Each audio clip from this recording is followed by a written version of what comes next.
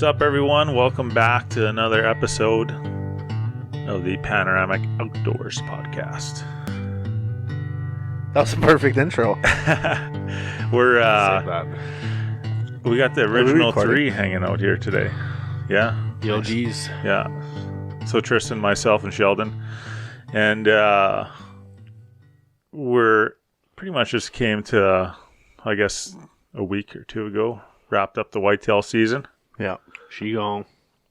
So For most. Yeah. I remember I did a post and somebody decided to comment on Facebook. So, well, it's still open in some areas, which is true, but... Yeah, I think Whitetail's still open, and I think there's some southern Manitoba areas that are still open at this point. I don't know by the time this podcast It'd be the comes out, east side. I think it's like December. It might be closed by now, yeah. Yeah. Who knows? But majority of the seasons are closed. Yeah. Anyways, we're going to be talking about our whitetail season on this one. Whitetail Roundup? Whitetail Wrap-Up? Yeah. So I'm pretty excited about. It's been a year, man. It's been a year. You got a good story to tell. A story to tell. Yeah. Yeah. But yeah, so we're sitting down, going to have a chat, having a beer. What do you got there? Trans-Canada, man. This one's called Portager.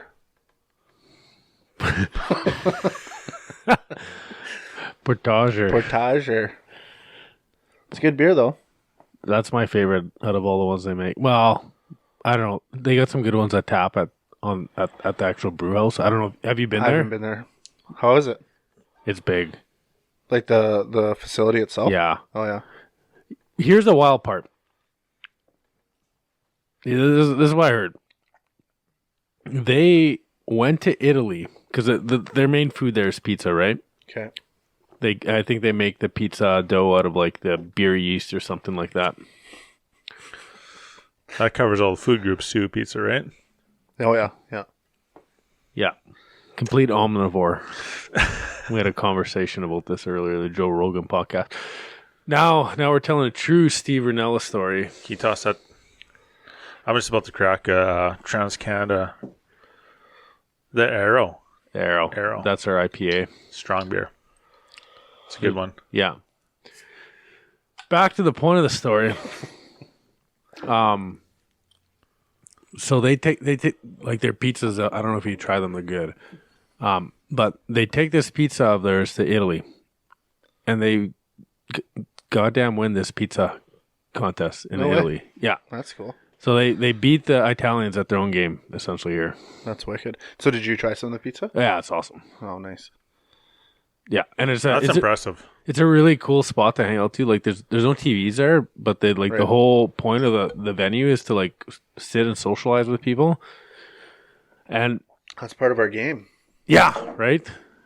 Exactly. So, and then you can see all the like the brewing stuff behind there, and they have the gear shop there.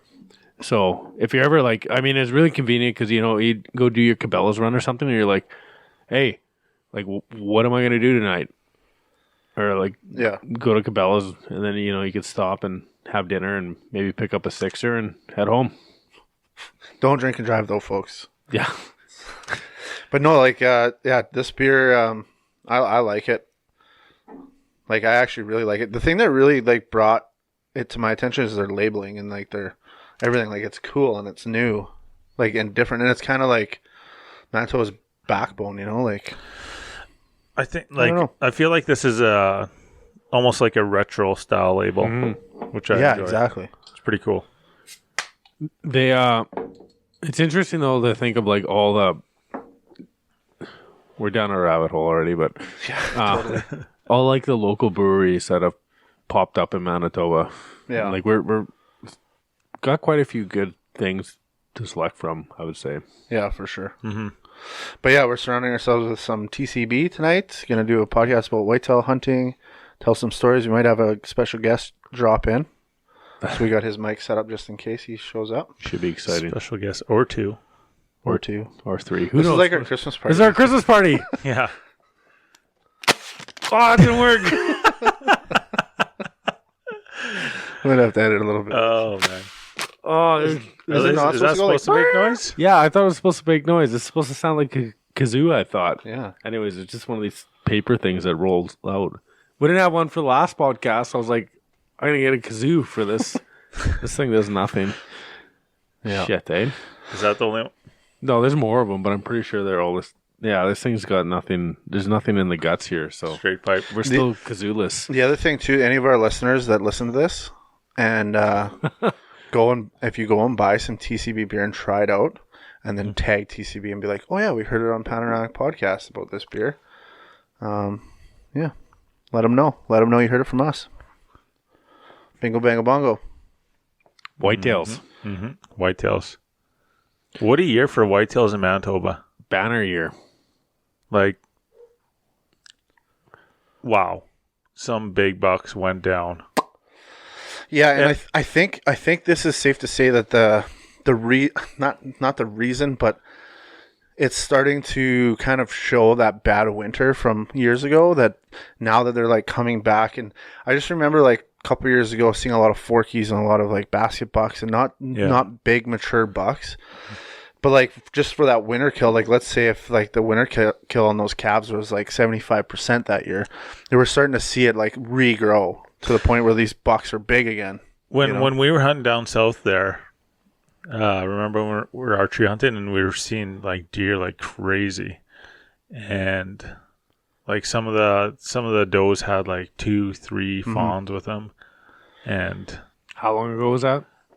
oh man, that was 4 or 5 years ago now. Yeah, probably. Yeah, but it was like they were coming back strong. So. There's a lot of good mature deer out there. And I something else that I heard that would contribute, that could possibly contribute to like the antler growth of the deer too, is that we had such a dry summer. So I haven't done much research into this at all. So the strength of it, this argument could be not very good, but the fact that we had a dry year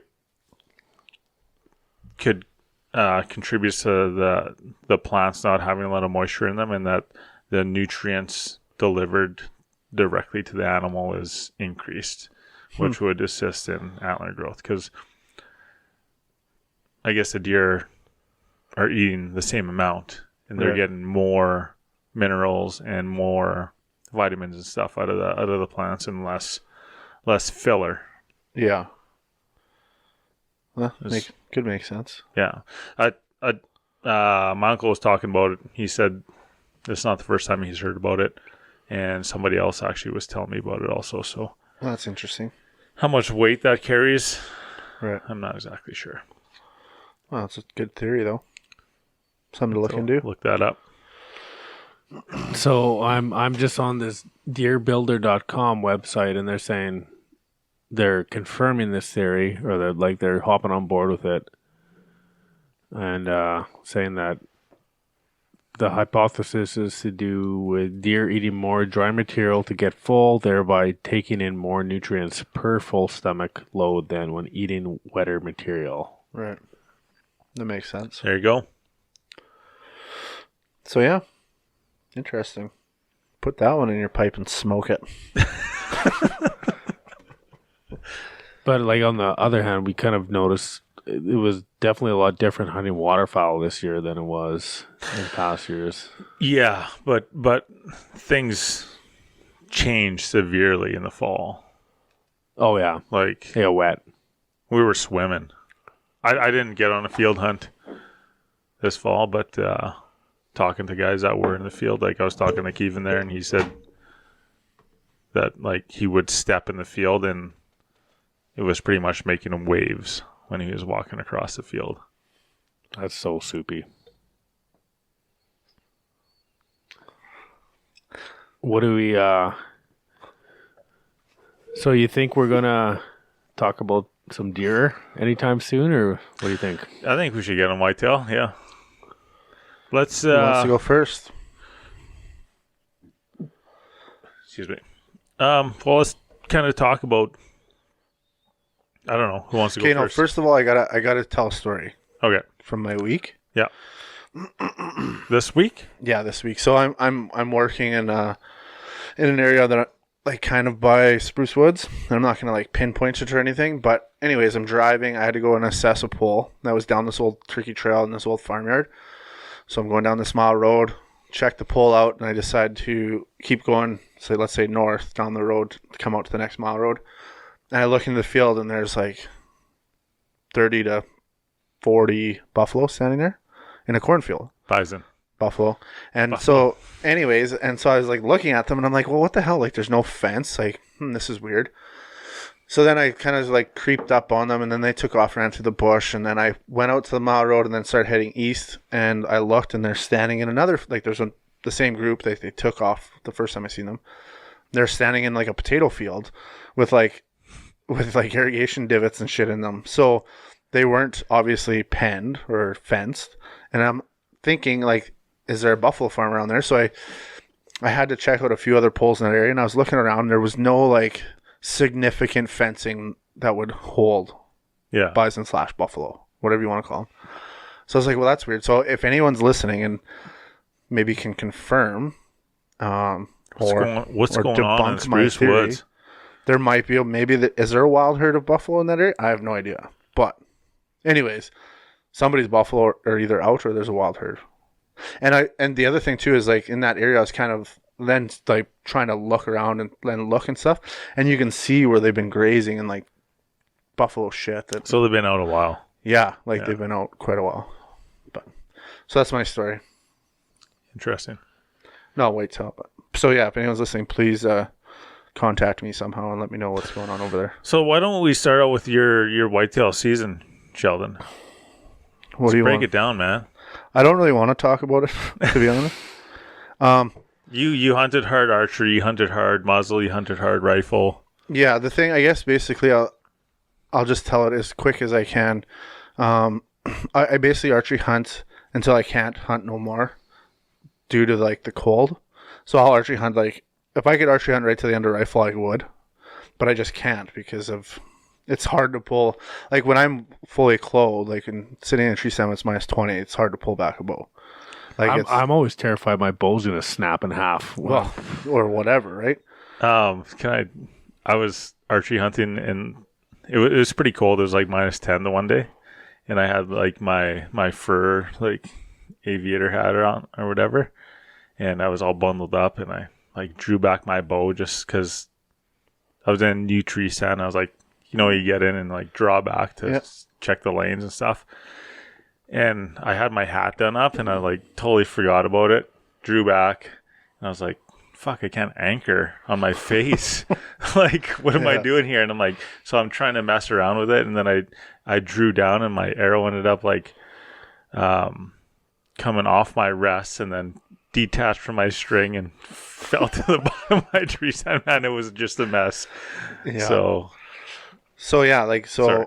Yeah, no problem. I'll archery hunt as long as I can. But basically, I guess the significant part of my season, I did end up harvesting a doe and got a good meat deer, so that was good. But basically, my season started in July, end of July, early August when I started scouting. And as you guys know, I put in a lot of time, like actually sitting in tree stands and like watching trails and stuff. And anyways, one day my dad and myself, we were up in our tree house.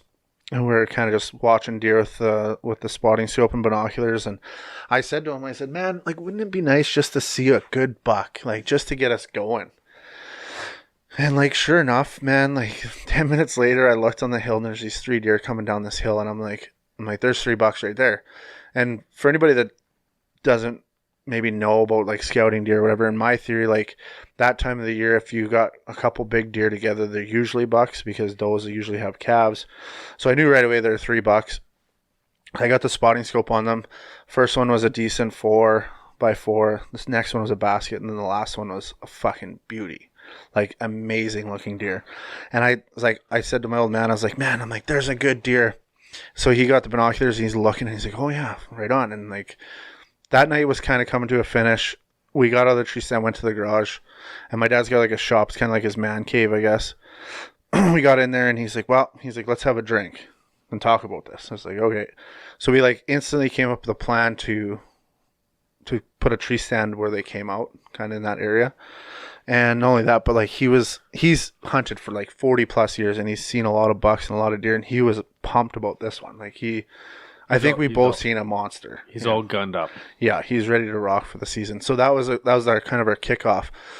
Now, basically, fast forward into archery season, and I seen that buck, probably that big one, maybe 2 or 3 times now, and we had him on camera once.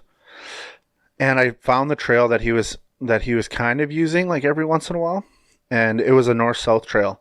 So anyways, I went and sat up in the morning, and I went and got into my tree stand, and I'm sitting there, and my dad actually came out that morning as well, but he was sitting in the tree house, which is about probably like 400 or 500 yards away from where I was, and he wasn't hunting. Actually, he came out with a to-go cup of coffee that morning and just kind of scouted for me, just like watching the other trails kind of thing. And so anyways, I'm sitting there, and I can kind of see like the window. There's like a window out into this field, and I can kind of see into this field. And I was looking, and there's 4 deer standing out there. So I texted him right away, and I said, "Hey, are those deer bucks?" And he texted me back and said, "I have no idea. Like, it's still like pretty dark." He's like, "But they're headed your way." And I was like, "Perfect." And I'm pretty sure they're bucks. Like at this time in my head, I'm like, those are bucks. Like, big deer. They're all standing together. There's no calves with them. It's got to be bucks. And like in that area, I always find like the bucks stick together until just about rut, and they have like scout bucks, like smaller bucks that'll kind of lead the way. So they're in a bachelor group. Yeah, exactly. So I'm sitting in my tree stand, and I'm getting fucking jacked up, and I'm like ready. Like I'm sitting there, I'm like, I was like, just had the perfect setup. I had the perfect wind. I was just ready for these deer. So this trail goes north-south, and it kind of intersects with an east-west trail on the north side of me. So I look over to the north side of me at this east-west trail just to make sure there's no deer watching me or no deer coming in and out to bust me while these other 4 deer, what I'm anticipating they're coming through. And I look, and there's 3 coyotes on the trail. Heading towards... 3 coyotes? 3 coyotes. Wow. Walking east towards the north-south trail. And I'm like, you got to be fucking kidding me. And I'm like sitting there, and I'm like thinking, I'm like, this is not going to happen. And I looked... 3 coyotes are now in the intersecting the trail, and I look back to the south, and the 2 smaller bucks are standing in the opening, and that big boy standing in the bluff, and I could see his horns, and I'm like, like I was just like freaking the fuck out. And then I looked, and the coyotes, they're having like a standoff. They're staring at each other, and then the 2 coyotes ran off and chased all the bucks back into the bush. So I'm like sitting there, and I'm like, you gotta be kidding me. Like I'm just like, I'm vibrating, shaking. And then the one coyote comes back towards my tree stand, so I fucking sent an arrow at him, and I actually shot over its back. But there's no way I would have like hit him because I was so mad. And so I went. So after that sit, I was so mad, like I couldn't even sit there. I sat there for like half an hour longer, and I was just like, they're not coming back through here. Blah blah blah. So I went and picked up my arrow. It was white hair on it. So I was like, okay. So I walked back to the tree stand where my old man is, and I showed him the arrow, and there's white fur on it. And he goes, "There's no way you shot under him." And I was like, "No." He's like, "Did you get him?" Like he thought I was like, he thought it was a done deal. That's a dirty trick, man. And I'm just sitting there. I'm like, if I had a pillow right now, I would scream in it until I couldn't breathe. And he was just like, "What happened? What happened?" I told him, and he like. Even his face, he was like, you got to be kidding me! Like, there's no way that happens. Like, the timing was perfect. Like, they literally like looked at each other, and I watched the whole thing, and it was just like nature's fucking me again. It sounds like a scene out of like a Clint Eastwood movie. Yeah, yeah, exactly. So I started to really hate coyotes now, and basically that's how my season went. Like, I had lots of good chances at decent bucks, but I just like held out, and like the stupid thing that ran through my head the whole time was Chase's voice saying, you don't let something go on a Monday, you'll shoot on a Friday. And then after the season was over, that saying like rang through my head for like days, right? Because I could have got a decent buck, and at the end of the day, like I got a good meat deer. My freezer's full, and I'm super happy and like fortunate. But it's like almost like I feel like I kind of failed myself, Like I put a lot of time in those tree stands. I don't think you failed yourself at all. I think you did everything you could in your power to put yourself in the right place, in the right time, in the right areas, and like sometimes shit just doesn't work out. No, I know. And I can be honest with you, I don't always agree with that saying. Yeah, that's what you just tell people, eh? Yeah, you just want to see shit go down. Yeah, it's a good conversation piece. Yeah. So how many days a week on average were you putting in there? Like how much time were you putting in your Sheldon? Well, like in archery season, like for me, when I was working around home, I could go out after work. So like, let's just say I'd hunt Friday, Saturday, Sunday every weekend, unless I had something actually on. But I'd basically like put hunting first before anything else. But let's just say, like, I bet you I would sit 3 or 4, let's say 2 or 3 times a week at night, and then the full weekend. Like, wow. For archery, muzzleloader, and rifle. And were you rotating stands, or what were you? I was, yeah. Like, we run probably, I'd say 6 stands, and then 1 tree house, which is like basically a gun stand. Like, you can't archery hunt out of it. Yeah. But like that's the thing, like and sometimes like in archery season especially, I would go and sit in the treehouse some days when I didn't have good wind for the stands, just to watch, and it's in a spot where there's no pressure that way, right? Like it's far enough off the beaten path. So yeah, I put in a lot of time. The thing is that like even though like I kind of feel like I didn't succeed in a way, I was very fortunate, and I learned a lot this year. Like I was gonna ask you, like, do you feel like you learned, because you spend that much time at field, you gotta learn something? Oh yeah, and like there's 2 things that like stick out in my mind quite a bit. Like number 1 is like my scent game. Like I play the winds so much that I won't even go into stands like if the wind's shit. So like that's beneficial, but at the same time I know like my clothing and stuff like that, I could do a way better job with the scent that way. And like really thinking about the entire year as a whole, I don't think it really busted me much. Like I don't think like too many deer busted me with scent, but at the same time, that's something that I want to improve on. And the other thing, like you were saying earlier, Tristan, is like the pressure and like rotating stands. Like I hunted some stands a lot, and it was almost like I put too much pressure there that I kind of shut them down for a few days. Right. And then I'd leave it for a few days and then come back to that stand, and then it'd be good again. So I think like that rotation and just, I don't know, man, like I've always been told like put in your time and you'll be successful. But it's just like you gotta rotate those stands and like go and just try different spots and not like push yourself to be into those spots when you probably shouldn't be. Like, and that's one thing that I do with the wind a lot is I don't go in there if the wind's not great. But see, that's such a crazy like mindset to me, because like lots of the hunting that we've done and lots of the guiding that I did is like you put a guy in a stand that's in a good area, and there's like different opportunities for him to execute on a deer, and it was never like which way's the wind. Sometimes I mean it was like, okay, the winds could be in the wrong position because all the shooting angles are over there, but like very rarely did we ever play the wind, right?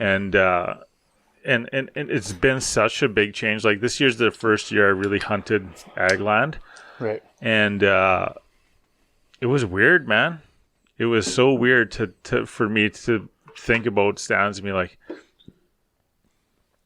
I guess maybe I shouldn't go to that stand today. I don't know. And then the talk of like, yeah, you're gonna blow that stand if you go in there in the wrong wind. And it's like we hunted stands in the big bush, whereas like you hunt them and there's just like constant action when you go there, kind of thing. And right. I don't know, it's just such a weird concept to me, and I kind of seen it a little bit this year. Yeah, and how that worked out, and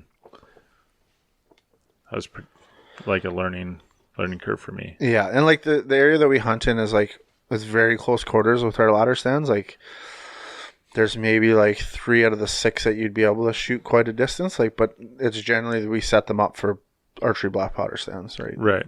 So yeah, you got to be very selective. So, but yeah, like I said, my year was a success in many ways, and in many ways like a huge learning curve.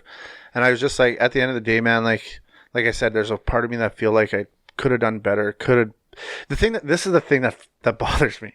If I'm going to be really honest, is like you talk to Buddy and he's like, oh yeah, man, like I'm going to go out Friday and go hunting. He's like, oh yeah, right on. And then you talk to him later. It's like, oh, how'd you make out hunting? Oh man, I got this sweet buck. It's like, what? Like you went out one day. Like, what the fuck am I doing out here every day? Yeah. And not, so like those things bother me, but that's tough. But like just like very fortunate I got to go out with like my old man. My dad and I like hunted lots together. And like one thing that sticks out in my mind, like same with my buddy Rob, like he came out lots too, but like one thing that sticks out in my mind was the last day, Sunday night. Sunday night. We the season's over kind of thing, and my dad like shook my hand and was like, thanks for coming out. It was awesome hunting with you, or something like that, to that effect. Right. And it was just like, then I was like, this is what it's all about. Yeah. It's not about like the boon or deer, And it's like almost like you got to like rethink that all the time. You made a choice to target a boon or deer all year, and you sacrificed a lot for that. But really, at the end of the day, what it was about is getting out and spending time with your old man in the field. Oh, for sure. You know what? I have to take time and to be mindful about actually what I'm doing when I'm in the field too at times, because like I often find myself getting caught up in the chase, and like I got to get a deer, and if you like sometimes you'll come across deer or bucks or whatever, and then spook them or whatever happened doesn't work out, and then all of a sudden you're stressed, you're put out of place, and you're not even thinking about, all you're thinking about is getting a deer, which is part of hunting. Oh yeah, deer will make you do stupid things too. That's the other thing. But sometimes like it takes a minute for me to settle down and be like, okay, get back in your mindset. Let's be a good hunter, but realize what's going on around you right now. Enjoy the time that we're having right now, being out here, being able to do this. Yeah. With whoever it is that you're with and you're sharing stuff with. And I mean there's always that stress of getting an animal. Yeah. But I mean you have to be mindful about just how good it is to be out, to be honest with you. Yeah. And then a chicken flushes and you have a heart attack. Oh man. No shit. But that was the thing. Like I got to hunt with a lot of good people this year, like my brother-in-law Simon and Rob, and this guy named Aaron. He's a neighbor of ours. Like I helped him skin his deer and got it one night, and like just like that camaraderie of the guys and or the people around you, and like just like you said, like going deer hunting is one thing, but like at the end of the day when you're sitting in the shop or whatever, or the garage, or getting undressed and you're talking about the story of taking all your hunting gear off, and you're kind of telling the story of what happened that night to each other, like those are the things that really, like, they're amazing. Yeah, and then you always have stories that build off of that too. Yeah, and like every night, like when we'd come in, it'd be like, oh, what'd you see tonight? Blah blah blah. Okay, well, what are you doing in the morning? Yeah. Okay, I think I'm gonna do this. So no, I don't know if you should do. And then it was like, it's just like that whole conversation is just unreal. Now you're game planning. Now you're coaching. Now you're Or Sunday night, I'd be going home back to Brandon to go to work, and same thing, talking with Dad or whatever, and he'd be like, "So when are you coming back out? Like, what day are you coming back out?" Yeah, you know what I mean. Like, it's a huge. I don't know. It's just it's. I don't know. I don't know how to explain it. It's life changing in the fall, man. I'm a pretty sensitive guy when it comes to shit like that. Like, I'm just like oversensitive about it. Like, I'm just like, I love it. Like, I love that aspect of hunting. It's so good though. But you spend the whole year looking forward to it too, right? It's hard not to like just immerse yourself in it. Yeah, and I guess the other part of my hunting story this year is like with that storm we had, I had to work that, so I did miss out on a bit of it. But at the end of the day, I put in a lot of time, and my freezer's got whitetail in it, and I'm happy. So. It sounded like you upped your level this year, though. Like you really committed to, like, aside, like you said, you got pretty much sequestered to go to the storm here, but I think last year you put in a lot of time too. Yeah, like my thing is, like, for me right now is that I really want to get a good archery buck. Yeah, and I've like, that's my goal. That's been my goal for like 2 or 3 years. So I do put in a lot of time. And I guess that would be the other thing I would add on to like what I learned this year is just like even my scouting. I think I got to get better. like do a little bit more, maybe get some more cameras and just because like I've said earlier in other podcasts that I'm kind of the guy that likes to put boots on the ground and get out there and look and watch and stuff, but it's just it just takes so much time. I gotta with the animals that you've seen like this year and last year and stuff like that. Did you find a big change in their patterns between like from like the start of the hunting season to later on? Not overly. Like the thing is like where we hunt, it's like a big bush and slough, marshy grounds, and then surrounded by agriculture. So it was all dependent on like their diet. Like generally, I could tell you what deer are coming out every night. Like I could be like, okay, there's gonna be 7 does and calves coming out from over here, and there's gonna be a spike buck coming from over here, and generally that happened like clockwork throughout the whole year.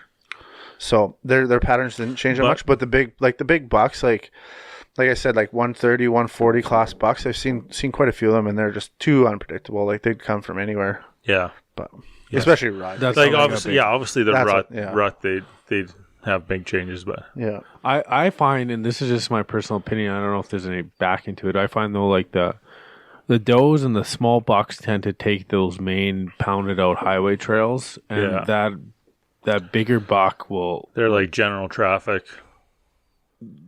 The does and the and then that bigger buck will come down. There won't even be a trail that buck will come down. He'll just kind of snake through the bush a lot of the time. Yeah, and I agree with that, except for the fact when it comes to archery hunting, like those bucks from my previous story, they weren't on clockwork type deals, but that was generally what they did.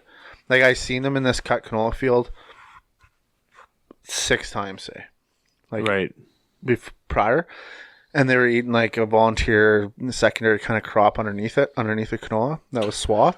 But they were out there, and I'd never see them at night. It was always in the morning. Right. So they're obviously feeding on their way back toward their bedding area. Yeah. And like that was good for archery. But then I'm talking about specifically the trail though. I'm saying they might have a pattern in where they feed. Right.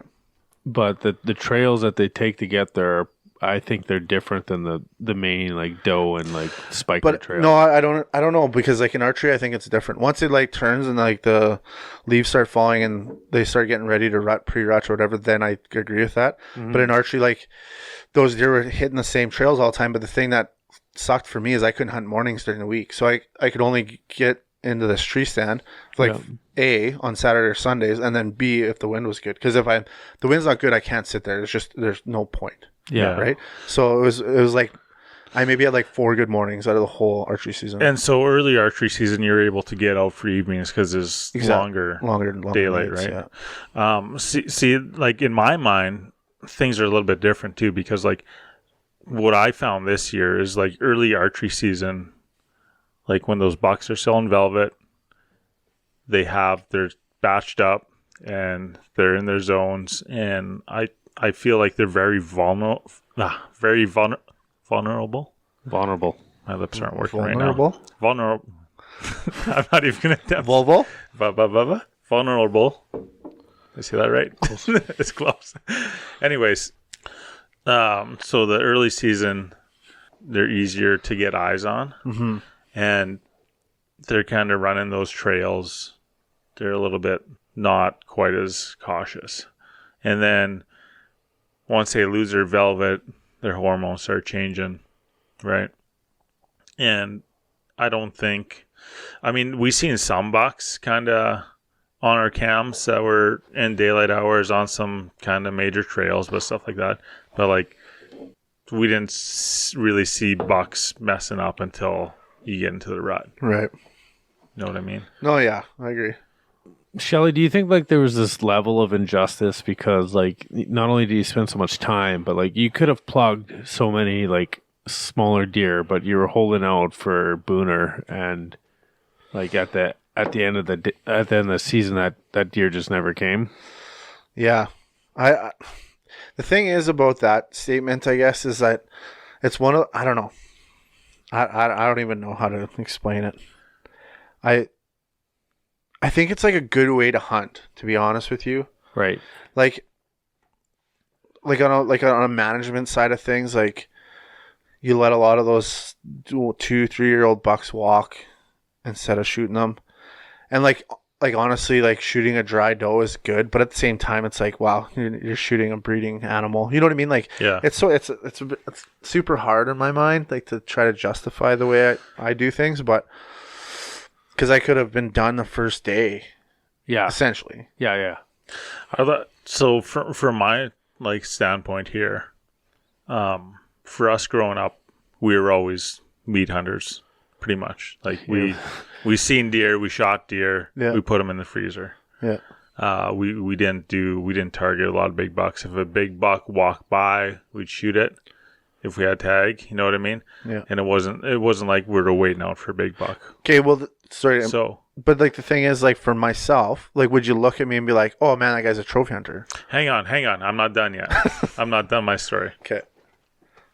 So, the past few years, I've kind of taken it upon myself to kind of target some, not necessarily huge deer, but a more mature buck, or not necessarily a doe or like a fawn or whatever, right? And it's given me the opportunity to actually like watch deer a little bit more, and something that I've never really had a great privilege to do, because either I was guiding or hunting for meat, pretty much, right? So, and I can say that change in hunting style, I've thoroughly enjoyed.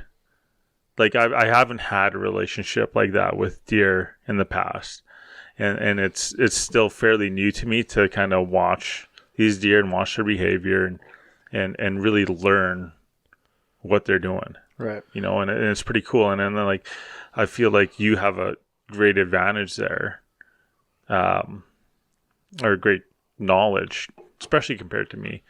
And I don't think any time in the field that you spent this year was wasted, is what I'm kind of coming down to say. And I think, I think that shift in hunting style, though, can largely be attributed to the time that we've now allocated to being able to hunt. For sure. Yeah. Like when we were meat hunting there, like it was kind of like, hey, you get a couple weekends to go knock something down. For sure. And there's still a lot of people that hunt that way, and like you gotta like.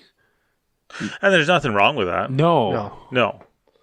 And like, I mean, someone's trying to fill their freezer, and like I mean, heck, Sheldon, you at the end of the year here filled your freezer too, right? So like it's well, then you hear like those stories, like guys like, oh, you know, when I like in the whatever year it was, 70s, and we'd cut a deer track in the snow. We would follow that deer track and shoot that deer because there wasn't that many around. For miles, yeah, those guys would follow that deer. Right? And then then you think about like, I just think about the way I hunt. Like if I only seen one deer scouting, say I only seen one deer, then I think my hunting tactics would be absolutely opposite. Yeah. But it's just like you see deer all the time in the area I'm hunting. It's a great area where I can sit back and wait. And not only that, like just like I said, enjoying the seasons, being out there. Yeah. So for sure. That makes sense. So like, you mentioned cameras. Would you do anything else differently for next year? No. I do the camera. I think I'm going to invest in a few cameras just to do that legwork, just like trapping, right? It's going to do the work for you when you're not there. And then that I'm going to do the scent game a little bit better and take it a little bit more serious. Like just, you know, just for that off chance you get a shift in the wind or whatever, and you'll still be kind of safe. Like I'm saying, scent game is like when you come back to the shop and have a beer and you spill a little bit of beer on your jacket or whatever it is, right? Yeah. Like, and then throw the jacket up and hang it up and then come back the next morning, throw it on and go out. Like there's that scent game I can totally improve on. So here's a hot tip. If you want to, you know, really protect your scent, do what Chase does and set the stand 65 feet up in the tree, and the deer won't smell you unless they're Nipawa. I'll tell you what, man.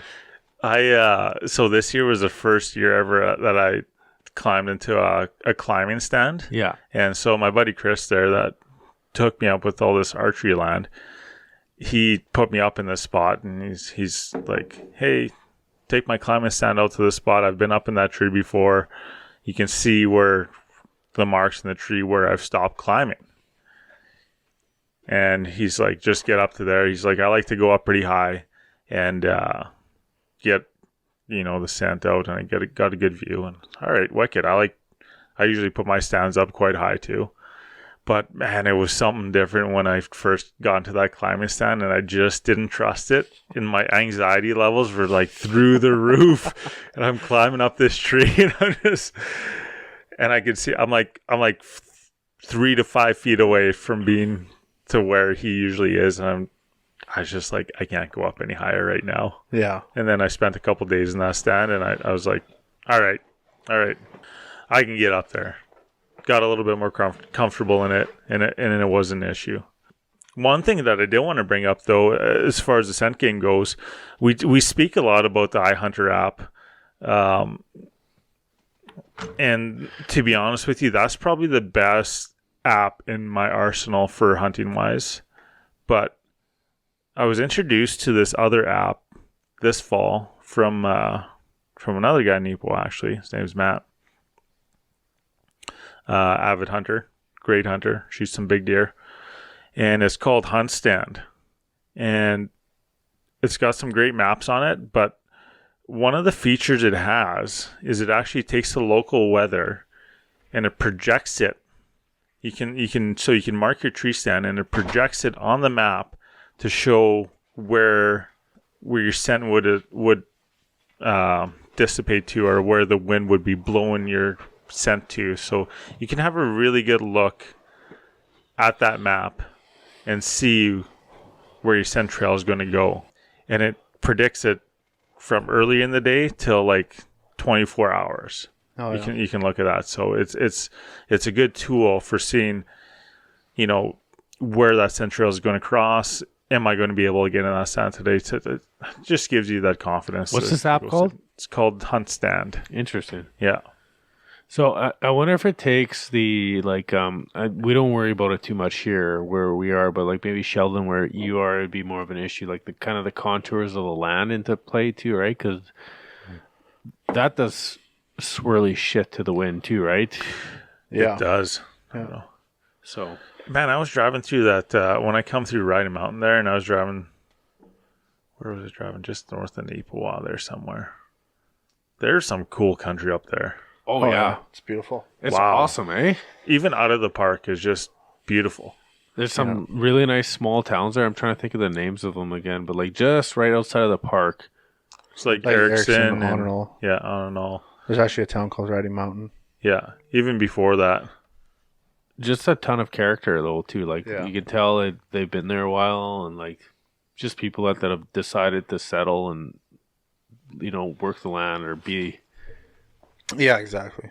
So it's kind of cool to see. And I guess I'm just going to add like my last little tidbit of my hunting year is the other thing that I kind of started doing a little bit more this year was rattling. Like before I used to be like a silent hunter and like just go with nature. You know what I mean? Like I wouldn't do grunt, I wouldn't rattle, I wouldn't do anything. And I started rattling a little bit more this year and rattling some nice, like not nice bucks, but some decent bucks. And, so I want to like practice that more, and like maybe in like even the off season, just like grunting for people and being like, is this like how you do it? Because I'm still learning, right? Like, yeah. Like growing up, like when I was like playing hockey and stuff, like I never went far in hockey, but that's like how far did you go? To the top. No, I played AAA and like senior hockey and stuff like that too. Yeah. But like it would consume my falls, right? So the only time I would be able to hunt would be archery. So I never really got into like the rut much. Right. So I'm learning it still. I find what I've heard and what I find is that like apparently like a lot of the rattling and grunting works best in like pre-rut, like so like those weeks leading up right before the rut. Right. The rut almost seems like a bit of a shit show, like where like bucks are everywhere, they're chasing. And they're focused on smelling does, basically. That's what it seems like. You gotta find those. You gotta be in the areas where those bucks are traveling to look for a piece of tail. Yeah, exactly, right? Yeah. So it's definitely like an X factor in a lot of ways. Right. Either for better or worse, right? Yep. So what are you gonna do with your meat? Well, we did all like we deboned all of it ourselves, and normally what we do is, I don't know, this year's gonna be different because last year last year was a shit show when it came to making sausage. But normally we make our own sausage. But this year might be a little bit different. But we'll like get Rob and my dad and myself and Aaron, and we'll combine it and just get a bunch of sausage made probably, or make it ourselves and then just divvy it up. But yeah, we take like good care of our meat. Like when we process it, cutting it, deboning it or whatever, we cut a lot of like the sinew or like whatever they want to call it, white, silver skin. Silver skin, yeah. And the fats, and we get it all out of there, and we wrap it in plastic, and then butcher paper, or else we actually vacuum seal some of it too. So yeah. What kind of sausage? I don't know. I have no idea. Last year we did a recipe from a homemade recipe from a guy, and it turned out really well. But normally we just like, if we take it to, like, there's actually a place in Brandon called Obermeyer's. We take it to all the time. We get, I don't know, just a bunch of different stuff made up. Oh yeah. But it gets expensive too, right? Oh yeah, for sure. One of the reasons we shifted. Yeah. And like the other thing that we did this year too, which we've done it for the last few years, and I think I've mentioned it before, is like a lot of our meat cuts, like we'll cut up, like instead of cutting steaks and packaging, we cut big chunks of meat and wrap that, and then you can cut it after you thaw it, kind of idea. Yeah, that's often what I do too, is like you cut like a big chunk of meat, and then if you want to steak it up, you just steak it up later. Yeah. But yeah, and then my dad's shop, he's got like a stove in there too, right? So when we're cutting up meat, we usually take a couple chunks of backstrap or whatever, and some like garlic butter and onions, and fry it right up while we're cutting up meat. And yes, sir. It's such a fun tradition, you know. Yeah. Oh, that's great, and to be able to like share that with somebody, like your dad and whoever else you're hunting with, is just awesome. We always usually try and do some backstrap or something in camp if we get a deer down early. Loins at least. Yeah, loins. Sorry, not backstrap, but loins. Yeah. It's tradition. See, why those loins weren't like 5 times as big though, hey? I know. Like a whitetail loin is no comparison to like a moose or an elk, right? Where it can feed about 5 or 8 people. But so on like out of your camp there, did any like, because you're hunting not just yourself but like your dad, and you mentioned your cousin there, like did anyone line up getting like a better than average deer, or like what was the kind of? No, like we have like this unwritten rule, I guess, for our group. It's 140. Like we're not shooting small bucks. So like I was in a predicament. I know my dad was in a predicament. Like had a nice buck and was, basically taking the safety off to harvest this deer, and second guessed himself, said, no, I'm not going to shoot this one. Like, so we try to like just manage that area a little bit better.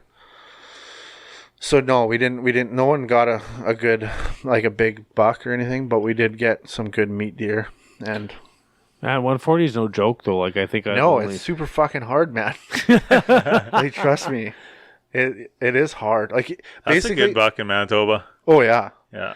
But the thing is like the area that we hunt though, it's not far fetched. Like it can be done. Right.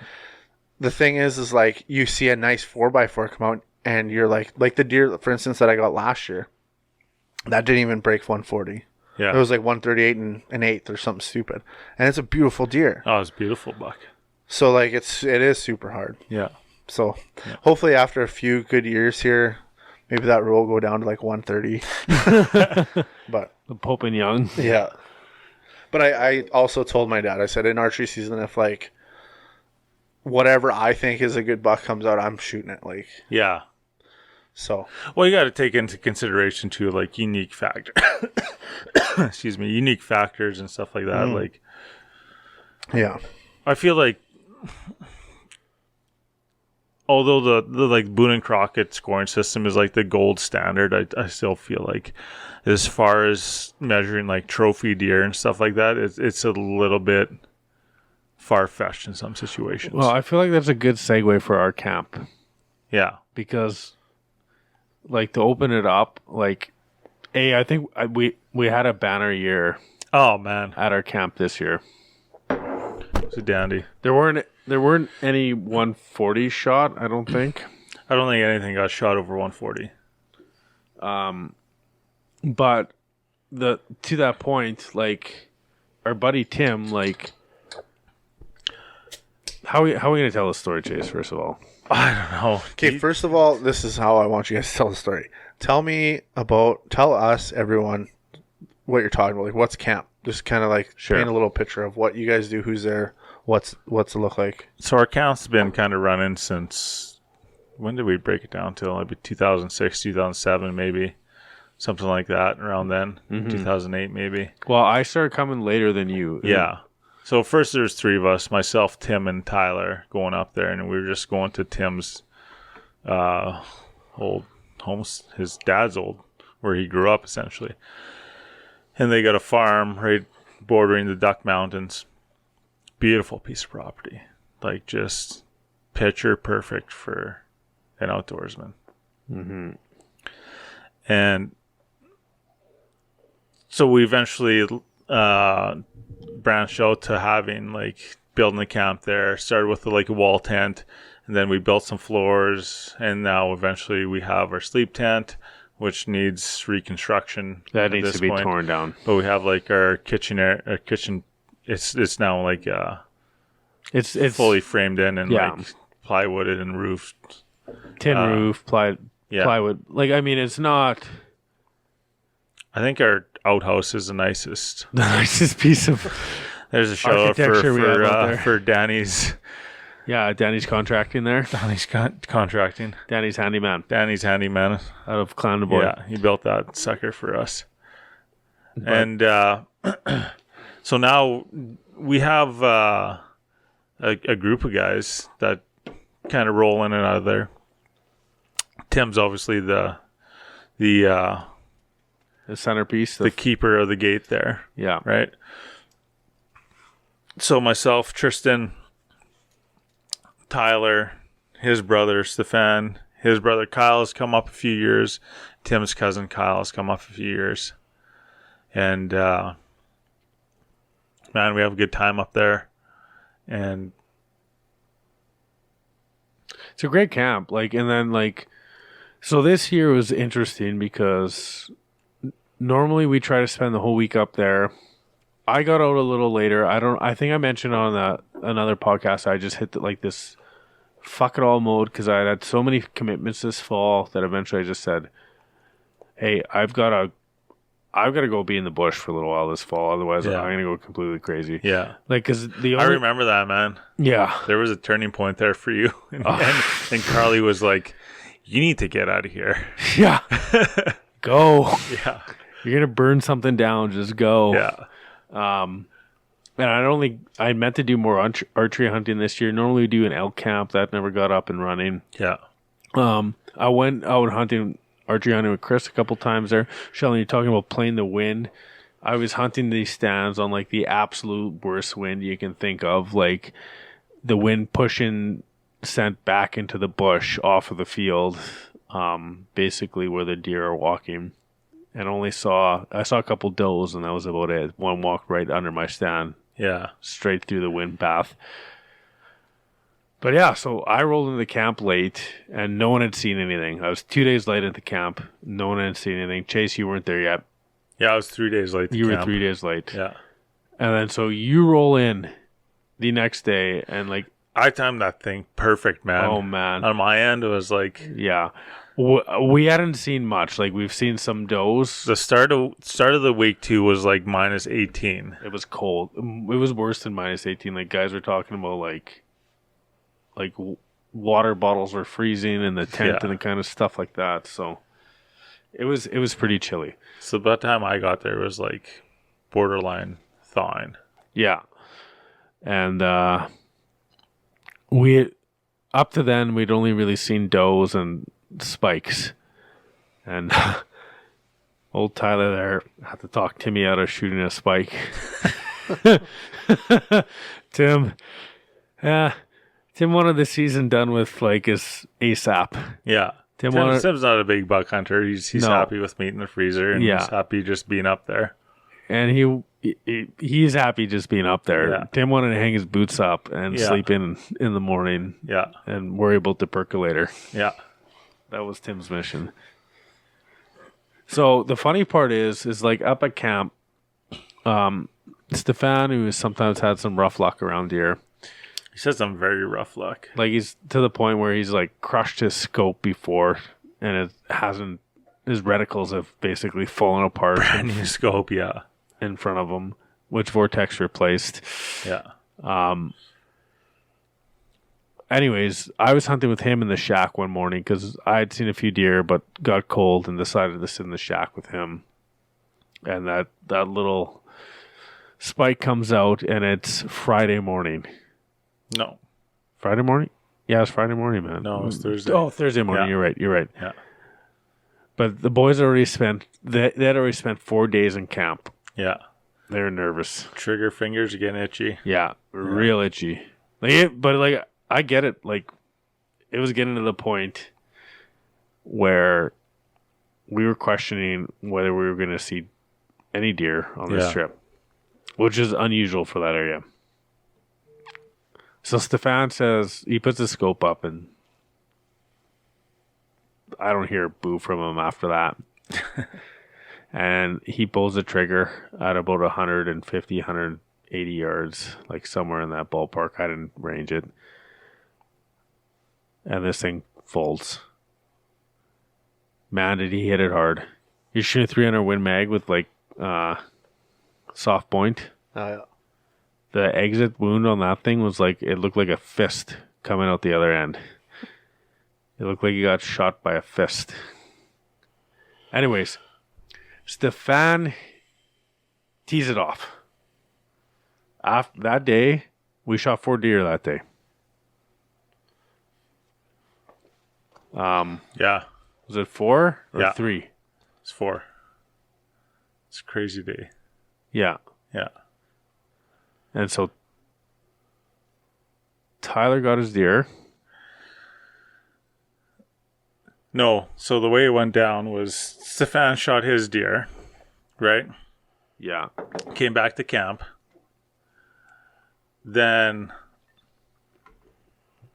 We were sitting in the backfield in the shack when he got him. yeah.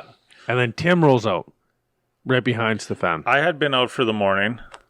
I seen a bunch of deer. So, and I'd been to that spot where you shot your buck last year, Yeah. right? Down that trail.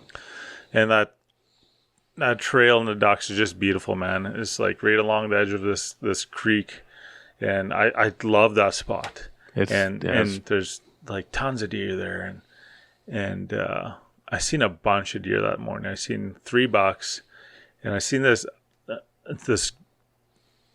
trail like kind of runs along this edge of this ravine that at one point, and it you can see down in the ravine and the creek's there. And it was just a beautiful morning where it wasn't really windy. It was windy, but like the way the mountain is, it wasn't really like that noisy there. And I've been going there, I guess this is the second year I've been going there. And it's like, I always thought to myself, man, it'd be cool to see a buck or a deer in the bottom of the ravine. So I get to the point where we can overlook the ravine. I kind of walk to the edge, and sure enough, here's this freaking buck down there. And he spooks, jumps a couple yards. I grunt at him. He stops, but he's behind some trees, and it was a decent buck.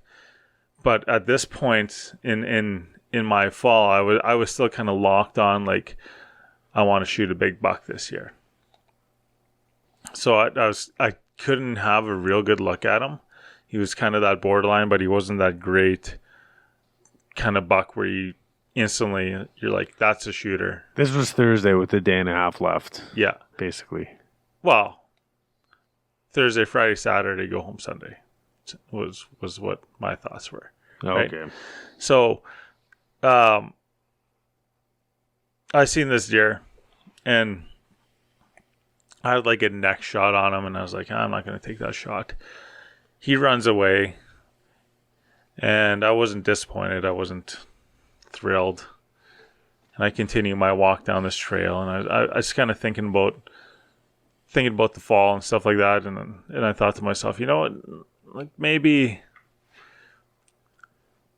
this fall is not the fall to kill a monster buck or to try and kill a monster buck. Maybe this fall I should just be happy with a buck like that, like not a huge buck, but something bigger than a fork horn, pretty much. That's what it come down to. Mm-hmm. And so I was walking and I seen a couple more bucks and I couldn't get an opportunity to shoot at them, and came back to camp for lunch, and Stefan had his buck down, and then Timmy walked to the shack. The same one that Stefan got his. Yeah, so the same spot Stefan got his buck out of, and apparently shot his buck while we were still there. And I'd just been leaving camp, and he said he seen me driving out of camp, and he was walking out of the backfield there. You came into the hut. You came into the sleep tent, and you're like, I'm going to leave. And I was taking a nap after hunting with Stefan in the morning. I was like, man, I just heard a shot. Oh, yeah, that's right. And you're like, well, I didn't hear a shot. Yeah. I was like, I swear, man, I heard a shot. You're like, I don't know. So I go into the cook tent and tell Stefan and Tyler, like, man, Stefan dropped a water bottle. Maybe that was it. Sure enough, Tim comes walking through the back field or the front field and is like, what the hell? No one's coming back? Yeah. I was like, did you bustle? He's like, yeah, man. Yeah. Tim shot this really like old looking buck. Yeah, and so this is to your point, Sheldon. Like, Tim landed up shooting, like, if we're talking about like management techniques, Tim shot this like really old buck. You could tell 'cause teeth were worn, and it basically only had its main beams. Oh, really? It basically like sheared off all its points. Like, I don't think it was sheared off. I think it just grew like that. I don't know. I look like it. To me, it looked like he spent his entire fall just trying to shit kick other deer. He was like And an all he had- old busted up buck too, man. man. He like had like a Popeye forearm on his one leg. He was in rough, man. Yeah. So The hell's a Popeye forearm? His one shank was like, All puffed up, yeah. like bruised, like It was injured? like hard and like, He was tough. yeah, it looked like a freaking Popeye arm. So we landed up like Tim shot this thing in the lower field there, and it came back out of the bush, and he hit it again, put it down, but he's fortunate. But we landed up calling it the buck named Sue because it looked like it spent the entire fall just trying to shit kick other deer. Yeah. It was rough, man. But like Old buck, thick thick antlers on it. big body. Yeah. Huge. That's the biggest body deer in camp for sure. Yeah. So Tim, we get that thing back to camp. Chase is wheeled out already. Yeah. I hit the same trail I went to in the morning because I was like, I seen a bunch of deer there. I think I'm going to have success there in the afternoon. The deer moving. I seen lots of deer in the drive back. And I head out and I'm like, I hit the trail. 400 yards down the trail, I hear bucks, like a deer spook, kind of like jump, and I grunt. 400 on the note. What's that? 400 on the note, or what? Like 400 right on the head? I don't know. Approximately. Approx. Yeah. 400. Yeah. And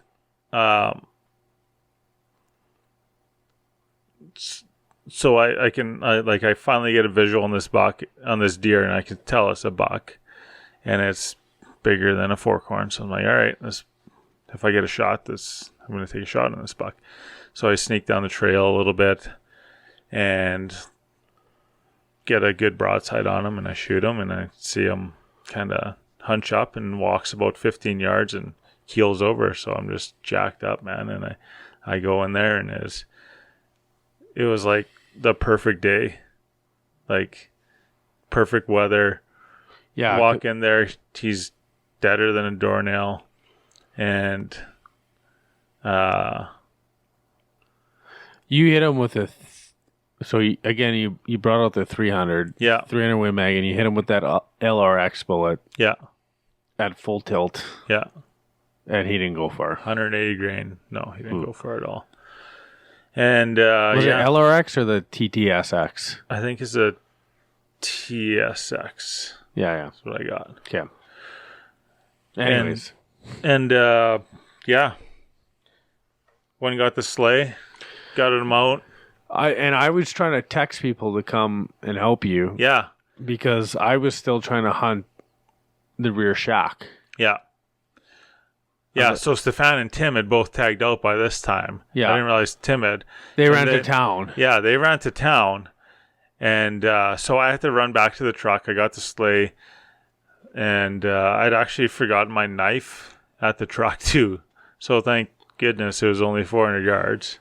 So I ran back to the truck, got everything, come back in, gutted this deer out, dragged it to the trail, put in the sleigh, and like there's a couple steep hills to climb up there too. So I kind of just took my time, and I made about 100 yards by the time the quad came down the trail, and hauled it the rest of the way, and they helped me throw it in the back of the truck, and away we went, kind of thing. And then I was kind of monitoring the group chat there, and Tyler said he had a buck in the sights on the bean field. Yeah, he was hunting a bean field the entire week, and he hadn't had a chance. And like, this is standing beans, like snow on the ground, late season. Yeah. So he put a buck down. He was putting in time, man. I remember all Tyler did was talk about that week. He's like, man, I just got to sit there and something will come out. I was like, oh man, you've been sitting there a week. Yeah. You know what? When I was thinking about like Tim or Barry said, when I was talking to Barry on the phone, he was like, yeah, we got permission on such and such's land. We got all these areas. And I'm like, man, it'd be nice to get on a bean field. And like when I got there and Tyler said, oh, man, I'm on this bean field. I was like, perfect. Yeah. Like you're going to get a good deer there. He's putting time. And he ended up getting a nice deer, eh? Yeah. Yeah. So, that was it for that day. Yeah. We put 4 deer down. It's unreal, man. One day, it was just like bang. It was almost like waterfowl hunting. Bang, bang, bang, bang. Insane. So, and then trophy night. Had a bit of a trophy night. I couldn't imagine that trophy night. Yeah. I was actually a little scared rolling into camp. I was like, kidding. 4 deer on the ground. Yeah. A couple Did you guys tequilas even went eat around. or just straight in trophy night? Oh man, we eat good in that camp. We bring the Traeger. The Traeger's up. Yeah, the Traeger's rolling the entire time. And then, so the next day,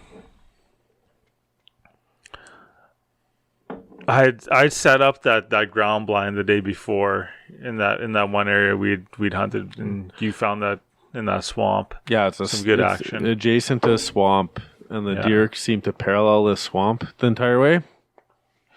And so you hunted that the next morning. Yeah. And so I remember waking up and saying to myself, we had a lot of wet firewood in camp, and we're kind of running low of dry stuff. And I said to them, we should go get some firewood.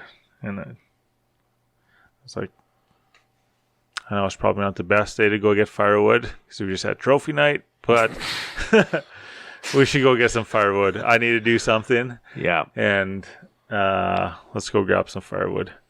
So he's like, all right. Because a lot of activities get pushed off in camp if no one harvests a deer. Yeah, if you're focused on hunting, then you don't focus on getting firewood. So I was like, this year, you know what? We got time. Tyler and Stefan ran up to West Blue Lake there and did a little sight fishing. Yeah. It's pretty cool. Caught some trout. Caught a couple brookies. So me and Timmy were just head out to gather some firewood, and we get the text, buck down, bring the quad. Yeah. I'm back about a mile in the bush. So this is right by the spot you had shot your deer last year, and I was like, I didn't realize how far back you were in there until this year when I walked back there, and I was like, holy shit. I could not believe how far you dragged that deer. And so when I got that text, I was like, there's no way I'm letting you drag that deer out of there this year. I was like, we need to turn around, haul ass, get a bike, and we need to get in there and help them out because this is crazy. It was wild. So what happened for me here, Sheldon, was like, as Chase had identified, I went back to that slough in the morning to sit in the ground blind that Chase had set up. And I got, trophy night, puts you behind maybe 10 minutes in the morning. And so I got out to the blind just as day was cracking, and I saw two does, or a doe and a fawn, jump across the road right as where I was supposed to be walking in. I was like, oh, that's a good sign. Maybe there'll be a buck trailing it. So I don't know if you're like me, but like when I leave the truck, like it's like an ordeal. I gotta put my jacket on. I gotta put my orange on. I gotta put my bino harness on. Now I gotta like somehow squeeze my backpack on, and then I gotta grab my gun and like do like a mag check and all this kind of stuff, right? Yeah. So that takes like 5 minutes, and I shut the door, make sure it's locked, and I look, and like sure shit, like not even joking, like standing up the road is like this buck that I would shoot like 100 yards off, and he's just standing there looking at me. I just like put my head back. I was like, you gotta be kidding me. And it's like pretty much down the trail that I'm supposed to be walking in. So I stand there and I look at him. He looks at me. I don't know what else to do here. So I just start walking straight towards him. I was like, screw it. And I chase him back into the bush on the side that I want him to be. Right. On the crown side. And I follow him for a little while, and sure as shit, he's gone. So I go sit in that ground blind for the morning, get cold, because I'm old. I get cold now fast. And I decide, shit, I'll go to Chase's, like that trail there. I'll go to trail. I shot deer there last year. Chase got his deer this year there. Maybe there'll be something there. I bumped 2 more deer on my way out of there, like 2 little small ones. It's like, oh boy. So I get there. I walk the entire trail all the way back to the stand where I shot the deer last year. And I didn't see fuck all. So I just to put that in comparison, that first morning I walked in there, I seen 10 or 11 deer. Yeah, so it was covered up in deer when you were in there. Yeah. I didn't see fuck all. I was like, did I just fuck myself here? Should I have been sitting in that blind? You know what I mean? Like all of a sudden, like all these like apprehensions come flooding into my brain. I was like, damn. I was like, I don't have much time left. What am I going to do here? I turn around from the spot because the trail pretty much Chase, correct me if I'm wrong, but you walked all the way down our creek, but like it pretty much terminates at a deer stand or like a stand. And then I started walking back. Yeah, so there's like a couple jogs in the trail, a couple 90s, and you get on that nice big ridge. Yeah. And then it pretty much ended the trails at that shady area, home built stand. So I turn around, I'm like, man, I just fucked myself. And I'm pouting and I'm, like kind of kicking the snow a little. And, doing things that maybe some deer hunters do. Maybe it's just me. I don't know. And I realized the wind's in my face. And so I was like, okay, Tristan, stop being a little like pouty boy here and like be a hunter. Pouty boy. That's what I was doing though. Like I was being upset, right? Get like, soft, man. Yeah, I was soft. Yeah. I was soft. So I slow my pace down. I slow it down. I was like, okay, like the wind's in your face. You've seen deer on the way out before. You know what? Sorry, go ahead. No, tell me. Because I was just thinking, like, I walked back to that area, and when I was back there, like, I seen some deer, or I seen some tracks, and I was like, man, I can't believe Tristan shot a deer back here last year. Like, yeah, like looking at this area, I would not put time into this area, and then I turned around. It gets pretty rough, eh? And I walked back, and I seen 3 does. Yeah, and I was like, wow. But they're like, for me, like based on the sign back there, I would not have spent time back there. I would have spent all my time back towards that creek. But there's a scrape line all across that trail, though. Yeah. So, I mean, that helps. Yeah, that's true. So, wind in my face, and I'm not kidding you, like 2 minutes into my hike back, I hear this twig snap. And I'm like, man, that's either an elk or a buck. Because there's nothing else coming through this bush right now that's making that much noise. And sure enough, this buck that we posted on the account there emerges through the knoll. And like it's maybe 30 yards out through some willows. And I mean, it makes eye contact with me just as I'm bringing the gun up. And I see a decent enough set of horns. I just it's quartered to me. I put my scope on its front shoulder and just squeezed. It was almost like a wing shot in some ways.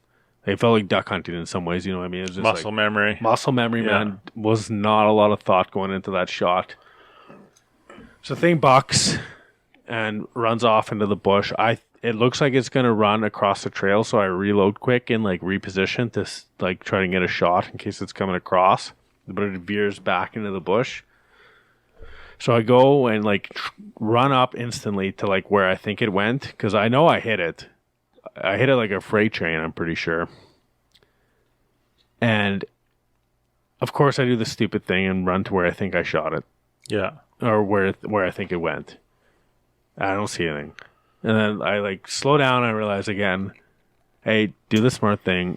Go try and like look at where you think you shot it and then follow blood. Sure enough, on my way back, I find blood.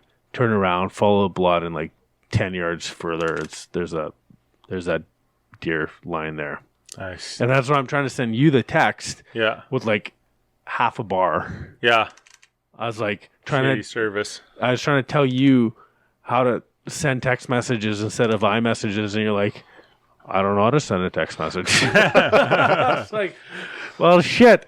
Just come pick me up with the quad. Bring the sled if you can. Yeah. Because I don't know how far back that was, but I hauled a deer out of there once. And it was a smaller deer than that. I would not want to haul that buck out of there. Man, it's over a mile for sure. And it's like, there's a couple good ravines that you got to haul ass up and down. I remember, yeah, so we met you probably just over halfway through there with the bike. And I started hiking out because I wasn't sure how clear our communication was. And I was like, well, maybe worst case scenario, I meet you guys on the trail. Yeah. And so thankfully we met you sooner than later. And I was obviously very curious to see what went down. And it was kind of like, okay, hop on the bike, let's go get this buck or whatever. And I was like, what'd you get? And you're like, I got a buck. And I was like, he got a good one. He had to have. Otherwise he would have told me he got a small one. Yeah. And then when we got there, I was so happy you got that deer. It's crazy. I was like, it's a good buck, mature buck, and has some good character. Yeah. So a few stickers and stuff. Yeah. I don't know. I was pumped. So pumped you got that deer. It was nice. I was really happy with it. It felt like I got lucky that deer presented itself. We should score that thing tonight. That's what we should do. We can do that. Yeah. Anyways, our hunting season wasn't over though. That was the end of the camp. That was the end of our deer camp, yeah. So we packed up the next day, headed home. Everyone was happy. Yeah. It's probably our best year we've had in a lot of years. Did we post a picture of our meat pull at Panoramic yet? No. Not yet. I don't think so. Okay, we'll have to do that. Yeah. Because it was a hell of a year. Yeah. Actually, the meat pole fell down from all the deer being on it. The meat pole literally fell over. Bring it back up. Yeah. But I had some of the most fun that I've ever had in camp that year too. Just having, like, it's the first year you've been able to come and invest more than a couple days. Yeah. Normally there's some... Man, I had a good day, like, with Tim after I shot my deer, just driving around and looking at stuff. And, like, I hadn't done that for a long time. I used to spend a lot more time up there when I was younger. Yeah. And it's nice to see the country again and, like, see the... It is, man. see the town and see what's going on. Yeah. I didn't have time for that this year, unfortunately. But like we got Dad out this fall too, which was really like special for us because Dad had not like previously been too engaged in hunting. Yeah. Yeah. So there's like a couple of life-changing events that kind of drew him back from getting outside and stuff like that. So and he like this year was like kind of a year that he seemed like he really wanted to get back out and do some hunting, and he went out a couple times by himself. He went out with you. Yeah. And we went up to a couple WMAs in the Interlake, and like I mean that was a real highlight for me of the fall too. Like Dad and I got to go out, and I also went out with Carly too, and we scouted some new area, like not new areas, but scouted for deer. Yeah. And like we were able to find some decent spots and get into some action. So like I mean that was, I don't want to say like I mean shooting that buck for me was pretty awesome, but like also spending time afield with, you know, these other people that mean a lot to me was like, yeah, it was pretty cool. And to like be able to like put them, I don't want to say put them onto, but like we were able to, as a team, to get onto some public land deer. Yeah. Was pretty awesome. Yeah. That's wicked. So like after you went out with Dad and went out with Carly there, Dad had wanted to go out again, and you weren't able to go out with him. And that, like, thankfully, I was able to hop out with him, and I was like, hopped on the opportunity to go out and get out with him because I hadn't been hunting with him for probably like close to 5 years now, and I mean, like he introduced us outdoors. We always hunted with him growing up, and like he's what.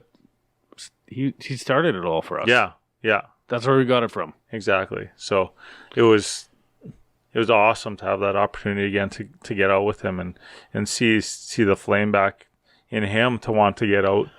There's a question I got to ask you though. Like, was it like hunting with your old man there? Was it almost like a transition between before, like you're saying he's the one that got you guys all started, but was there like a thought in your mind is like, man, I'm taking him out now, and like he's kind of going under my You know what? rather than the other way around? I wish he took direction from me. I will get to that in the story because it's cool. Fucking crazy. And so my whole mindset with me going out with him, I was like, I want to get him a deer because he hadn't been out forever, and we'd been shooting deer every year, and you know, I'd shot a deer already, and big deal if I wasn't a big deal if I got another deer. And I'd really want to get him a deer because he hadn't shot one for a few years. And so we went out and he took a shot at the gravel pit again and made sure his rifle was in and stuff like that. So 100-yard shot, nailed the target, perfect. Let's go kill a deer kind of thing. Again, we checked out some WMAs and then we ended up going to the spot that Tristan and Carly were sitting in. And the blind we were sitting in just wasn't comfortable, and it was really tight, and we're both big guys, and it was like a sardine can in there, and he didn't enjoy that. So I was like, okay, let's go find something else. Like, where do you want to go? What are you thinking? And he wanted to go to a piece of private land that he'd hunted on in the past, and the guy was a family member, and had success there in the past. I remember going there when I was a kid. Sometimes private land is nice. Yeah. So we spent most of the day on public land, but it was like the last hour we were rolling into this hay field. And so there's like this hay field in the center of this bush. Essentially, it's like a letter, like a number 3 kind of, or like a U-shaped field. I think it's like a U-shaped field. Can't remember exactly, but so there's like a strip of bush down the center. Right. There's like a trail up at the top end, and then you can obviously go around the bottom. And so he kind of sent me around the top end, and he's like, "Go sit up, go walk down this trail, and go sit up here, and I'll go around this side, whatever." And so we get there, and there's some does in there, and they kind of run off, and I'm sitting just on the edge of this field, and it's another just like perfect evening to hunt. Like, and it's like late season rifle by this point. I like that you get all the perfect evenings, and I get the wind in the wrong direction. Man, I couldn't believe it, and I was just thinking to myself, I was like, just enjoy this. Like, it's just unbelievable to be out here. Like, even if we don't get something today, it's just the perfect day to be out. Sorry, but like that's the thing about this year in deer hunting. I think in generally it was like a good year for like weather and stuff. Like, yeah, sitting out there in rifle season and not. I mean, yeah, it was cold, but rifle like, season was crazy, man. it was nice. Yeah, like year prior, I remember sitting in a tree stand and like -20 wind in my face, and my eyes can stop watering. Like, it was just shitty, Yeah. you know. Yeah. But anyways, See, the interesting part for me, for Dad, because I'd got him out earlier before you did. yeah, And like for me, I felt a lot of stress, and it was because I wanted to put him on a deer so badly, yeah, and he shifted from, kind of like Sheldon was saying, really being a leader in the way that the way we hunt, to like his eyesight's kind of like not as good as it used to be.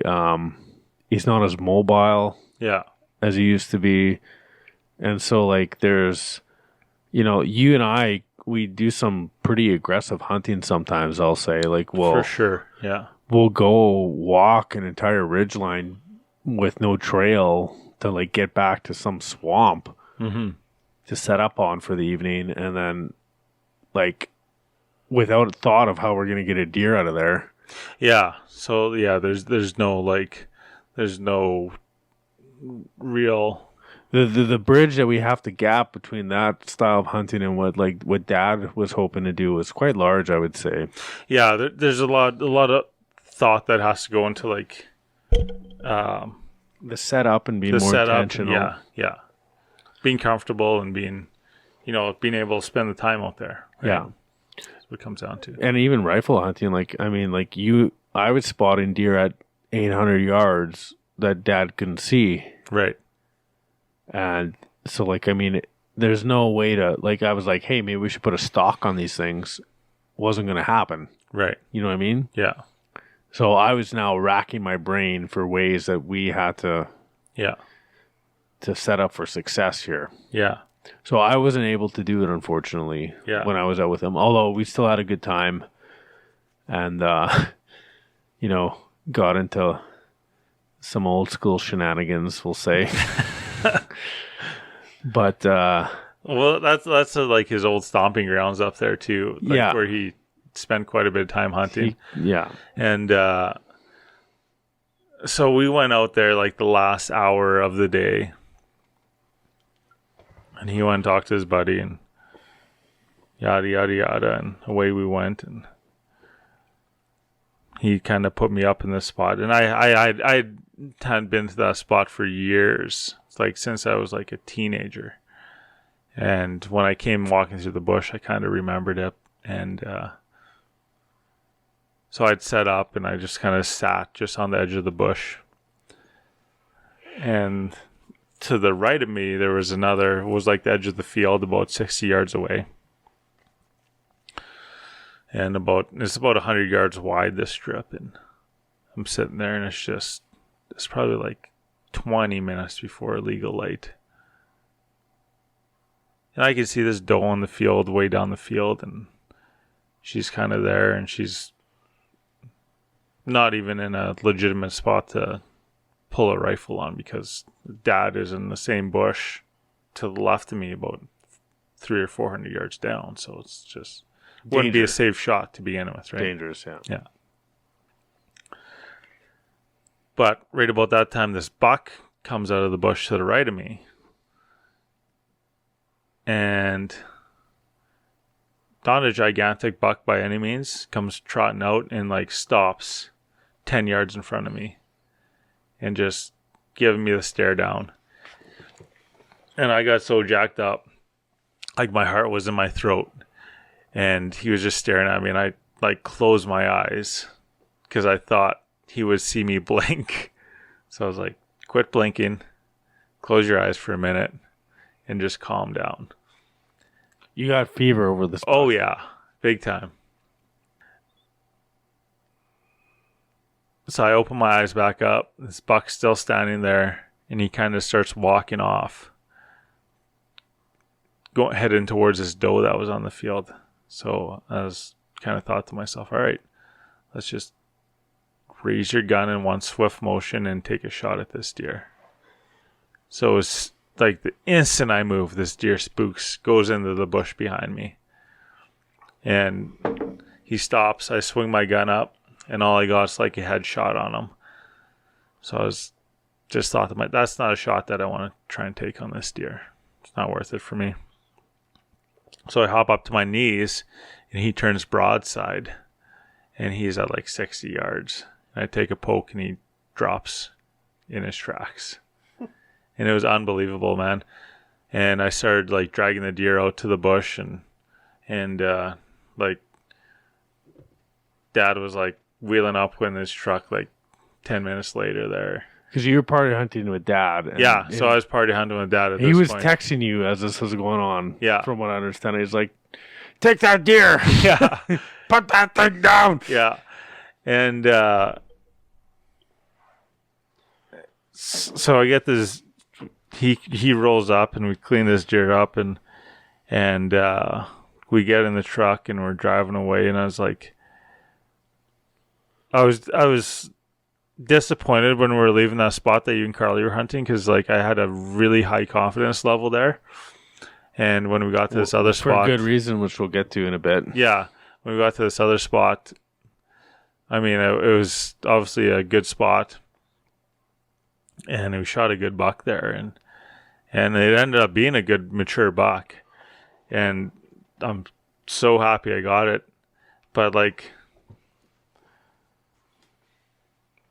we're driving out of there, and like my full intention for that day, like I said, was to get Dad a deer. And we were talking to him, and I was like, man, I was so second guessing our choice to leave that spot, but I'm so happy we did at this point, and I'm so happy you decided to come here. And he said to me, he's like, yeah, when me and Tristan came here, that's the corner we seen all the deer in. Yeah, yeah.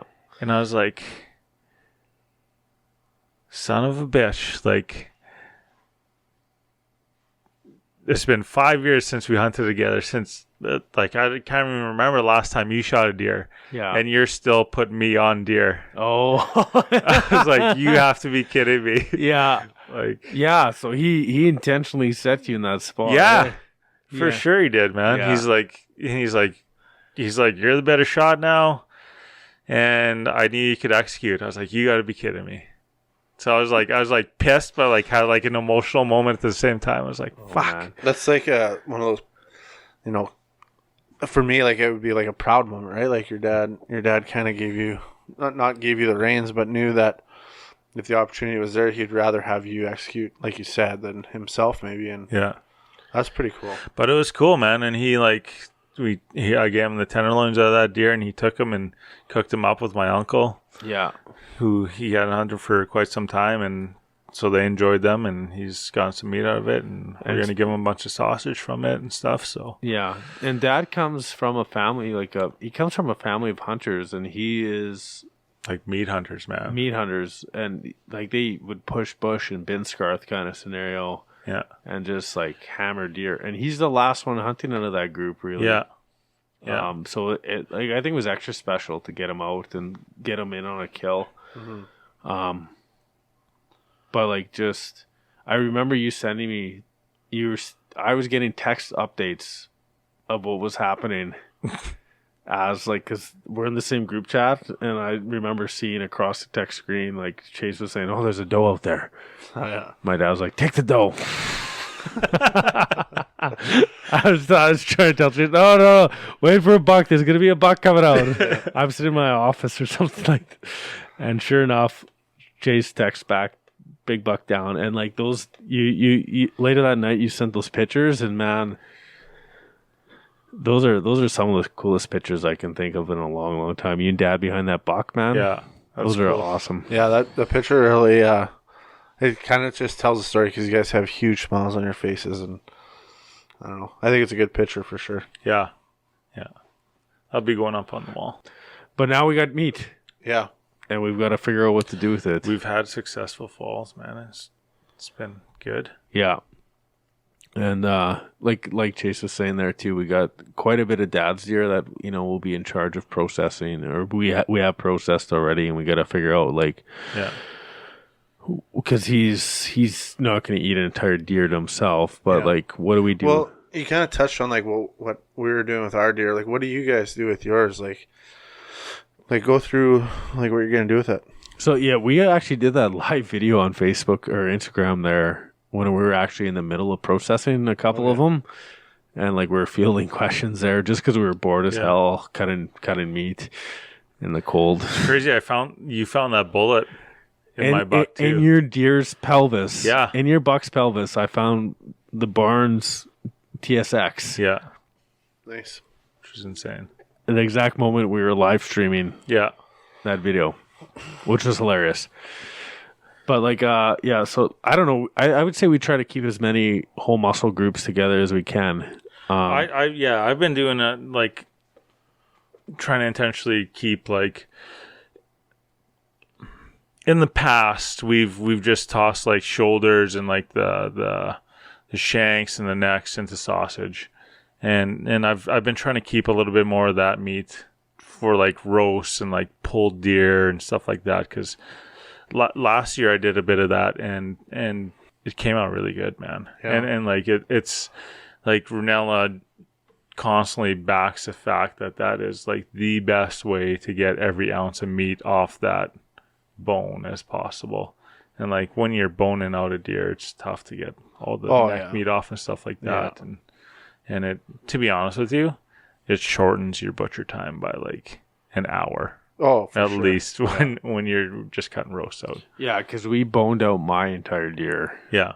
And that was grueling. Yeah. But there are some a couple fronts and my buck, I think I pulled the neck off of for sausage and stuff like that. I want to make sausage though, because there's a couple recipes that we got that I really want to either build on or recreate. Yeah. There's a thing there when it comes to deer sausage that I would really like to get into, but I'm just not there yet, is grinding the meat. When you go to make sausage, grind a bunch of meat, but don't process it as sausage, and then freeze it, and then do make sausage kind of for that night. Do you know what I mean? Fresh with fresh sausage, fresh yeah, ingredients. Yeah. And I'd really like to get into that. I've seen other people do it, and I'm like, man, I bet you that's freaking amazing. Yeah. And then the other thing I'd like to do is get into canning meat, because I seen somebody on Instagram was canned a bunch of their moose meat, and it just looks unbelievable. Oh man, Tim's. So Tim, the guy that is property that we camp on for deer camp, his Baba used to can deer meat, and it was one of the best things that I've ever had in my life. And we would take canned deer meat and just some soda crackers, and we just crush a can of deer meat. So would that be cooked deer meat or smoked or anything, or is it? It's so you take a general just a very loose breakdown of that recipe is just you take your spices and whatever you want to toss in there. You toss in with raw deer meat. And I'm not sure if there's anything special that you have to put in there, but you do have to process it in a pressure canner, and then that cooks the deer meat in there, and that's what is essentially turns out like stew meat. It falls apart. Yeah, falls apart, and it's delicious, man. It's a quick snack too, right? It's not. Oh, it's perfect, and it's like if you want to talk about getting back to knowing what to eat and stuff like that, and having that kind of quick access to something healthy like that, I think it's right up there. Yeah. So we do a few recipes though, sausage wise, that I'd like to prioritize here. So, What's your favorite? well, that's the thing. So here's the Let's thing. go top 2. Top 2. I don't want to start there because I want to end there. Okay. So I like to do pepperonis just because they're easy. You don't have to heat them up necessarily, Right. and like they're like a snack that you can do that's pretty easy. And then also, I like to do garlic sausage too because it's just like a classic. That's a staple, man. That's a standby. Like Yeah. if you shoot a deer and you don't do garlic sausage in Manitoba, you're probably like a little bit crazy. Yeah. It's hard not to do garlic sausage with deer. But if I have to go top 2, man, we made this deadly, and this was on a goose last year, but we made this deadly summer sausage. That was... And it was based off the Someone Ranella else, recipe. The only problem with the summer sausage that we did make was that it called for a pound of this fermento, which is expensive shit.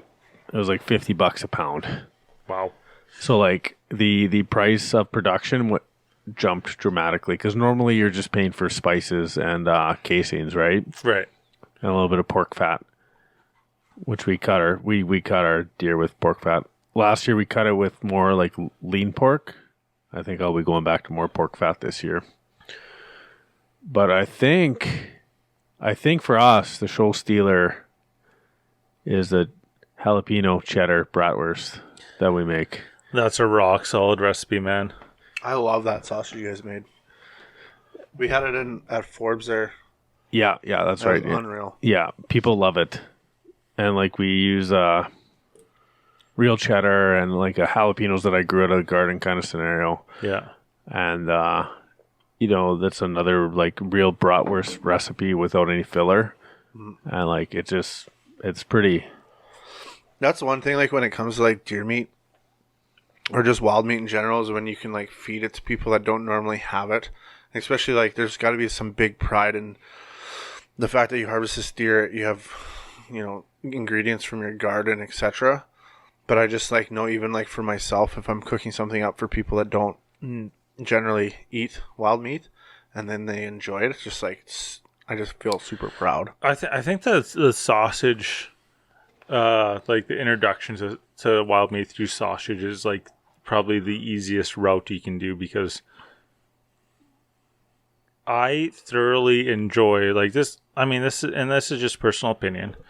Thoroughly enjoy like a wild meat sausage over a straight pork sausage. Oh yeah, You know what I mean? Well, like the thing is that it's the reason why you enjoy it is because you're so connected to that part of it. Like I mean, like, there's that part. Like you come to my house and try my deer sausage, and you're like, man, that's good sausage. But like you look forward to trying other people's recipes. There's that connection for sure. But like I have like spent the last couple of years trying to like kind of break down these pork sausages that I get like some from like various butchers and stuff like that, so like have a very reputable sausage, Right. and like you just can't recreate the flavor that you get in like a good venison sausage. Yeah. You know what I mean? Yeah. That's what I find anyways. And like other people that like some are family members that don't hunt and but partake in like we'll bring some sausage to like Christmas dinners and stuff like that, and they're just thrilled to have it. Yeah. They don't. Well, and, can't like, and find I that. think that's why like, a lot of people like that part of it too. That I think a lot of people like the connection that somebody harvested it. Somebody like harvested a deer. It's so like green, like it's so like I don't know how do I. Someone help me here. Yeah, You know that word I'm looking for? Like farmed, it's not exactly, and like they you're like more- that part yeah. of it. And I think Yeah. that's like a growing trend. It is absolutely it is. Yeah. The thing that I really would like to try would be Segway, but like for try some of that making mustard on some deer meat or some wild meat. You know what? And try to pair it properly. To connect you even further to what you're eating. Like Yeah. that's a perfect way to do it. To make like your own have mustard. have a product that you can make, that you can essentially tweak the flavor. And then not only that, but like that. get it. Basically, it's like it's set up for you. Yeah. To make it. Yeah. You know what I mean? I'll be giving it a rep. I'll get a couple things off of Josh there and see what's what. Yeah. So last year I made some Portuguese sausage out of my deer. What a Portuguese sausage? What's different between a regular sausage? It's like a For anybody very. that doesn't know, I mix a lot of bacon, like bacon ground ends? bacon in there. Just a lot of paprika. So it was like a very smoky paprika. So if someone said, "Hey, sausage. what's a Portuguese sausage?" How would you just like? What is it different from a regular sausage? It's like spicier or what? Smokier, spicier. Yeah, there's just a lot know how of there's a lot of body there. You know what I Yeah. mean? It's like it's definitely got more of a Mediterranean feel to it than like we'll say like kind of like your classic Cuba sausage. Just tastes like it drops straight out of the Ukraine. Yeah. Right. Well, you look at a garlic sausage. There's 3 ingredients: salt, garlic, and pepper. Yeah. That's it. Yeah, there's not. And this recipe was like a shitload of smoked paprika and like bacon, ground bacon, and a bunch of other like Mediterranean spices. Chorizo was like that too. It was absolutely insane because that's a Spanish What's sausage. Chorizo is the Spanish sausage, and it was just like, add red wine, add all these spices. Yeah. Add, Red like- wine was in this recipe. Yes. Red wine vinegar and So all it was this just business. like, there's definitely a lot more depth and it was- complexity to it. It was good.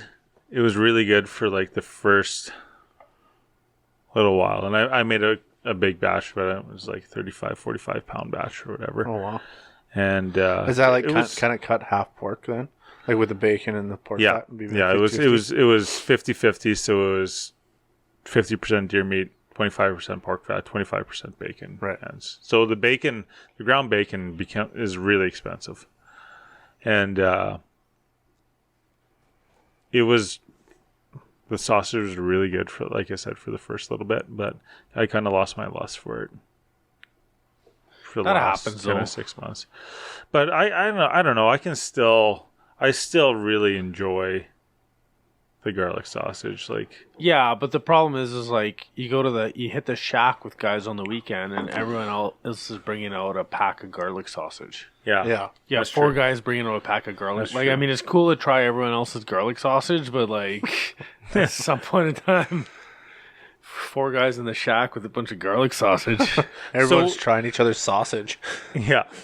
Is there anything different we're gonna do this year? What are you thinking? I don't know. What I want to do, I'm kind of worried though. I want to try the summer sausage, but I want to do without the fermento. Apparently, there's a way to ferment your sausage meat Yeah. without using this fancy catalyst, and it just involves like dicing it up in cubes and letting it sit in the fridge for a few days, and like with some spices. But Natural fermenting process. natural fermentation, but it makes me very nervous Yeah. because I'm worried I'm going to spoil a whole batch of Yeah. sausage. Yeah. Just like totally random here, but it just like popped in my mind. And we were outside earlier, and I was looking at your smoker, and I was going to tell you this. But have you ever heard of people smoking water? What? Okay, so I heard it on a podcast, and I'm pretty sure it was on Harvester, but I can't remember. But they smoke water in the Harvester Outdoors. Yeah, Harvester Outdoors podcast. They were talking about smoking water. So you smoke water. No, listen. You smoke water, then you freeze it, and then you use those ice cubes in your whiskey. And apparently, it is fucking unreal. That's what they say. And I was just like, so. Anyways, that popped in my head because of sausage. I guess. Yeah, well, I guess I wonder if you smoked your water and then put it into the sausage, because sometimes you use water to cut your sausage, right? Right. Yeah. You should. You know what we're gonna do? Well, we have plans to do. I have this trailer that came with the house. You have a trailer deck. A trailer deck. There's no other. It needs some work. Needs some bearings. Needs some tires. So you got a deck. Yeah. But have intentions of making like a portable smoker on that. Building Why? one out of wood. We need a bigger one, first of all. We need a bigger one if we like to smoke sausage. Yeah, but why We would you wanna put do. it on a trailer? so we can haul it here and have beers and smoke sausage all day. Wherever the party needs to be, that's where the smoker needs to be. Also, So you're gonna make it like a I have smoker slash very camper? very little It'll be commitment. like a I have very toy hauler?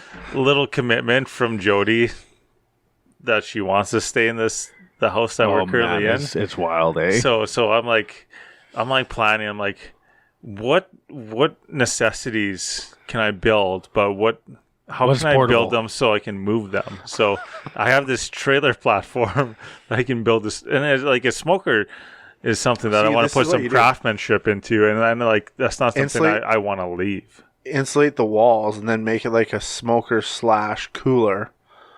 So when you shoot a deer, deer in the archery season when it's warm, you can throw it in there and keep it cold. Bring it to elk camp.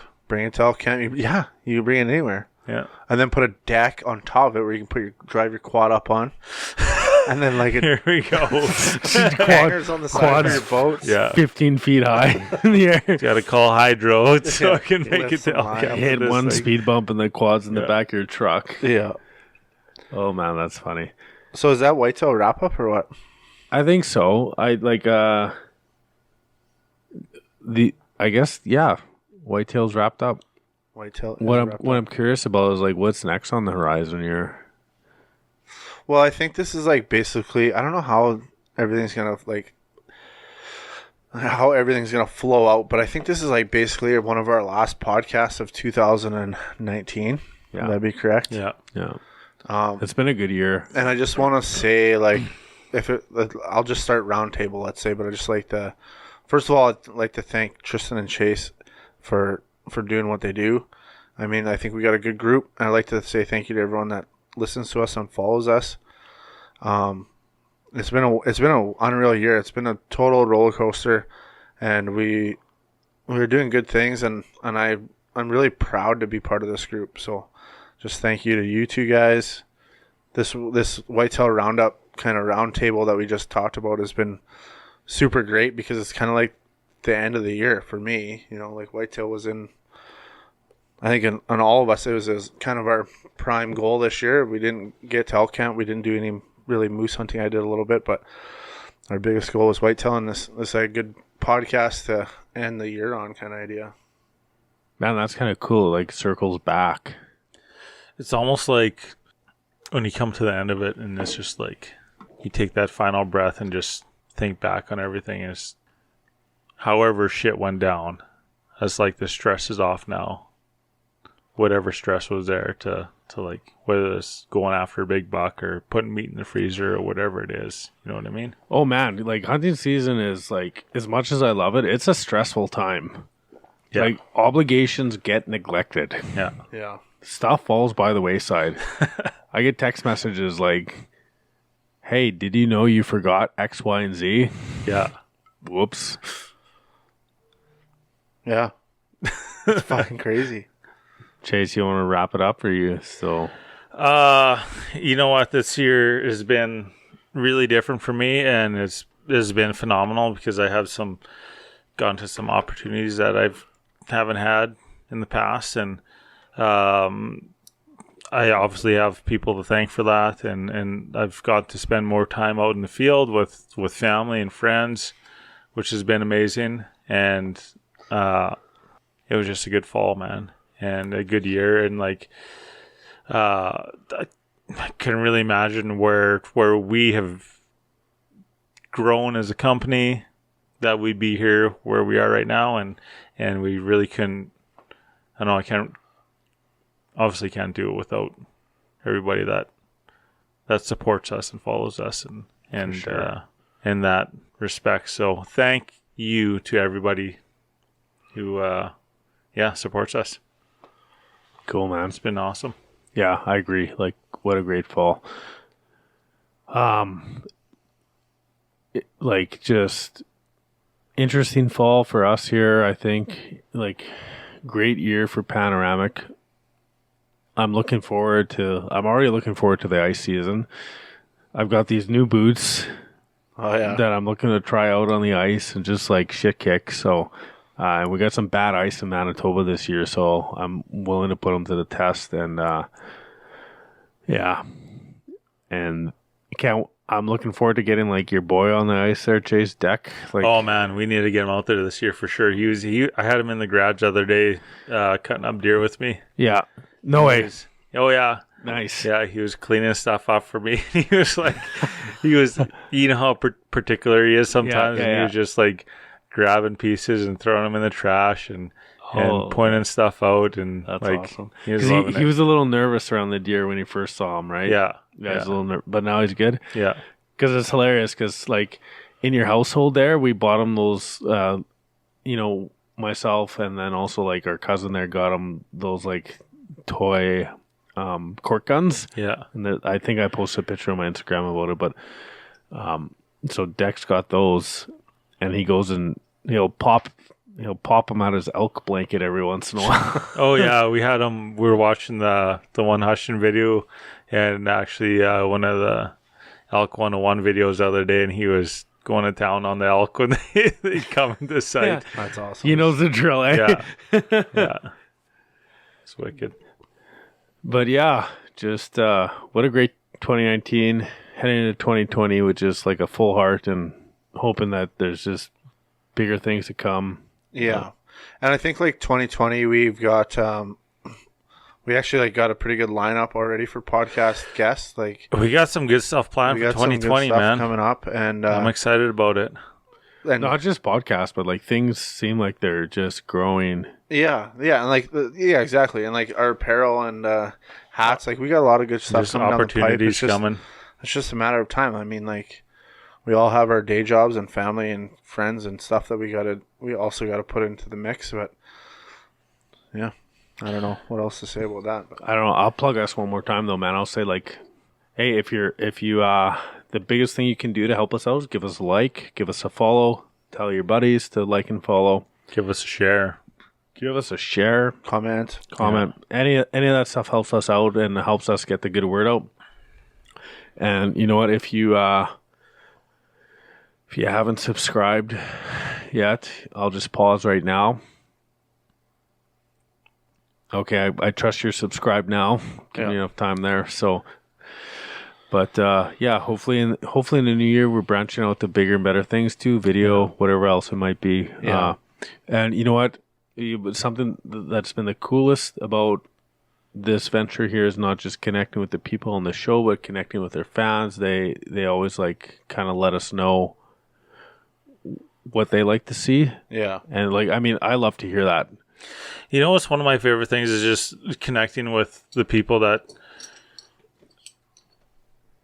they're on the same level of their passion that they're putting out there too, and like their successes and their experiences outdoors, and like this year we've had like a crazy amount of people connect with us and talk to us about their time spent in the field and like deer they've shot and hunts that they've been on and all this stuff, and it's just we love hearing about that stuff.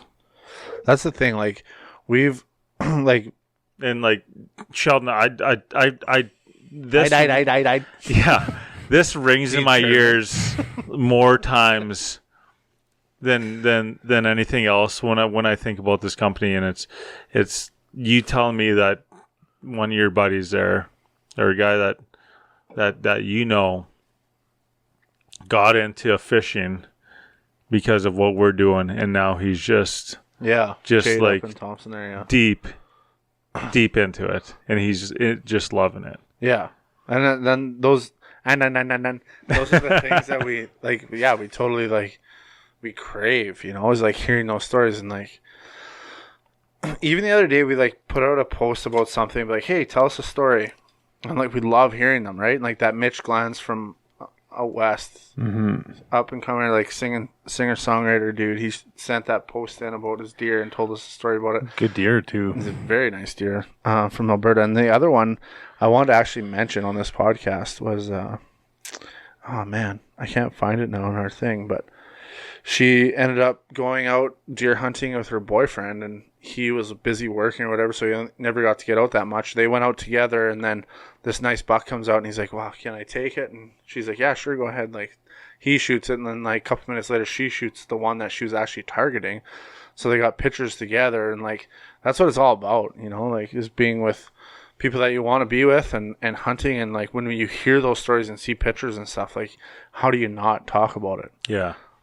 But yeah, like, and not trying to like keep this going on forever, but like just the point of Panoramic Outdoors and like what we're doing, the biggest thing, and we've always said it after every podcast, like, man, that's so good that we got to get this guy on, and we got to talk to him, we got to meet this person, and we got to tell stories. And like at the end of the day, at the end of everything that we're trying to do, I'm just totally happy like meeting people, you know, like hearing stories.